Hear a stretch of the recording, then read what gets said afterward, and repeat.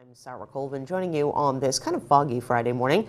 As we do each and every Friday, we welcome a member of the arts community in Barnstable and beyond. This week, Melissa Chartrand sits down with the manager of the Highfield Hall in Falmouth. So let's learn all about this historic, beautiful building and what they have to offer the arts and culture world. Good morning, I'm Melissa Chartrand, sitting here with Barbara Milligan, who's Executive Director of the historic Highfield Hall, all the way from Falmouth. All the way. Good morning to you, and thank you for being here today. Thank you for having me. I feel as though just our 10-minute segment is not going to be enough to cover everything that happens at this beautiful, beautiful facility in Falmouth. Well, there is a lot to do, that's for sure. It really is such a gorgeous setting. It's a restored 1878 home. Of course, this is historic Highfield Hall we're talking about, and it's a vibrant center of cultural and community activity. And in its history, and I'm going to have you give just a very quick history because there is so much that we want to cover. Really, it started, I would love that to be a summer cottage, yes, as they refer to it. I'll have you talk about the history, but it really was from its roots so cultural and lots of activity. Indeed, yeah. It was built by the Beebe family of Boston, and it was really one of the first summer estates on Cape Cod. So it was a vibrant center for their friends and family visiting from Boston and all over the world, actually. And they were quite enthusiastic of supporters of music and the arts and theater. So, and they loved nature, arboriculture, and horticulture. So all the things that we do today really honor their original intention for the estate and have built upon that. So I think they would be very happy if they came back today and saw what we had done with the property. Yes. But it really was quite a story because it was going to be torn down in the 1990s, and the community really rallied to save it from demolition. I mean, pulled it away from the wrecking ball. Within days or weeks, right? Yeah, it's quite a story, a dramatic story. It is, and you can read about that story, and we'll reference the website a few times, which is, why don't you give that for our viewers? It's www.highfieldhall.org.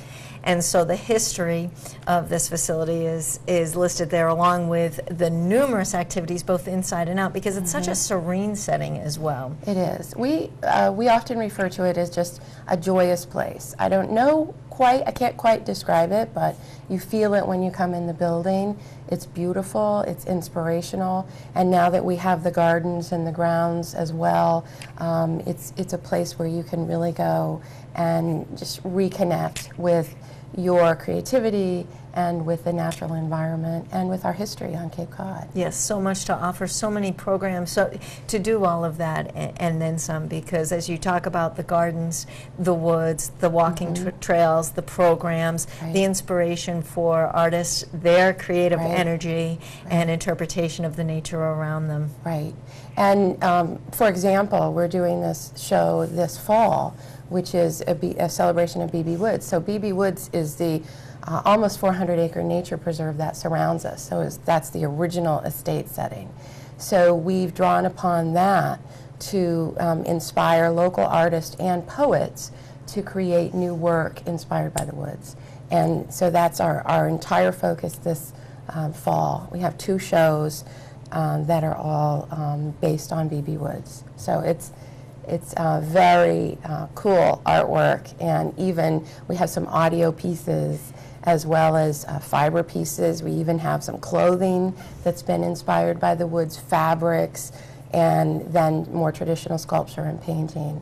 So I'm excited about what's happening at Highfield this fall.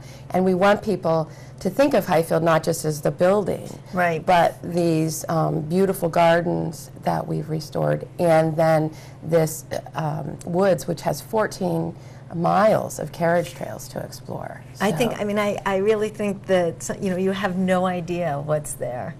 And there is so much to take part in. Now, the gardens themselves, as you mentioned, they've been restored, and what's that about?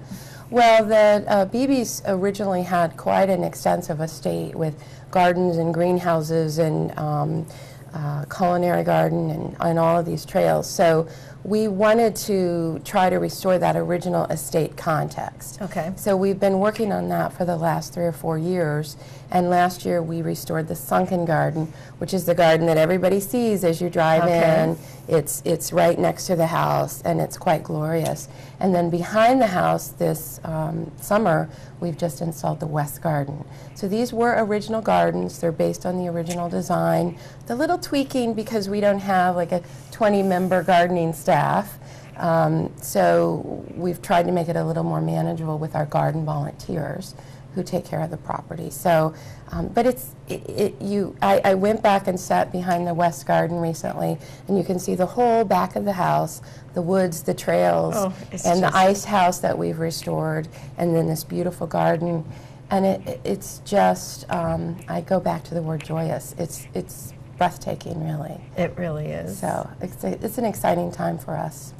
And then as well, so we're talking about fall and this wonderful programming that you have now, and then it leads into, and I hate to mention the holidays, but they really are just around the corner. They certainly are. And we get all dolled up for the holidays. As you can imagine, the mansion is beautiful. We have an event called Holidays at Highfield, which runs the first 2 weekends in December, Friday, Saturday, Sunday. And we decorate the rooms with local florists and decorators, so they doll up each room.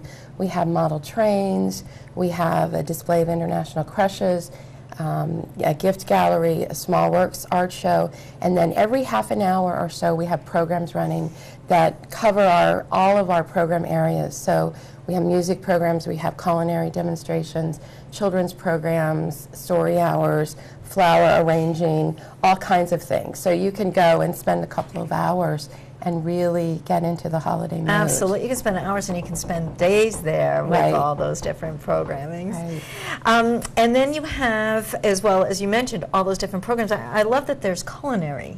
There is. That is really, it was an unexpected program area for us. We did, when we opened in 2006, we had a culinary program among many of the things that we did, and it was the most popular thing that we did. So we said, hey, we might be onto something. And so we have a beautiful catering kitchen, and that's where we do our programs. We have a wonderful culinary coordinator, Gail Blakely, who is also the food editor for the enterprise. So she brings in a lot of guest chefs, and it's been an amazing program. Our culinary programs are often sold out, and I can see why. Again, as you talk about the whole setting and being there and being up on the hill and being in that mansion and everything surrounding you, it's magnificent. And it's fun to walk in and smell these smells. Like yesterday we had Italian cooking, and it was very tempting. So you have the culinary, and you have the music, and you have the visual arts, and you have the gardens out back. So much happening. And we do a lot of children and family programming as well. That's a new program area for us. We had a big federal grant, so we've just started that this year, and that's going very well. But it's, that's my vision, is that the place is crawling with people of all ages, and really using this amazing resource as a learning laboratory, if you will. So it's exciting. It's a very exciting. And to get more information, again, let's give that website, and let's talk a little bit about the hours as well. HighfieldHall.org. And we are open through November 16th, which is the close of our regular operating season. We're open 10 to 4, Monday through Friday, and 10 to 2 on Sundays. Then we close, and we'll be open for the 2 holiday weekends, which are the November 30th, and then the 1st and 2nd of December, and the 7th, 8th, and 9th. Then we are open only for pre-scheduled activities in January, February, March. Right. Open again in April for regular visitation. Right. Which I want to just mention as well, as you say, that to the public for some of these other activities, it is through November, but you are open year-round for whether it be a corporate event or a private function, I imagine. And our programming goes year-round, just our regular visitation hours in the winter. Right. Unlimited. Right. Well, it is just, as I say, I wish that we could have gone there, but you've done so verbally to share with us. Yes, I think I will make sure when there's a culinary class going on for sure. And one last thing about the tours, the nature trails as well. It's in addition to just being able to take your own time to walk through those trails.